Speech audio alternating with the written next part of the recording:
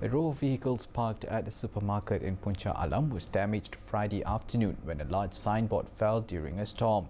Vistarijaya Fire and Rescue Station Senior Fire Officer 2 KUP Kamarul Anwar is now on set. The 100 by 20 square foot signboard in the Econsafe supermarket parking lot was brought down by strong winds striking 6 vehicles. Kamarul reported that 5 firefighters promptly arrived with an FRT engine to secure the area. The incident, which occurred around 3:44 p.m., affected 6 parked vehicles but caused no serious injuries. One driver, a 45-year-old woman, was traumatized when the fallen signboard struck her vehicle. Bystanders assisted her, taking her to a nearby clinic for evaluation. The fire department has since initiated clean-up operations and is working to ensure public safety in the area.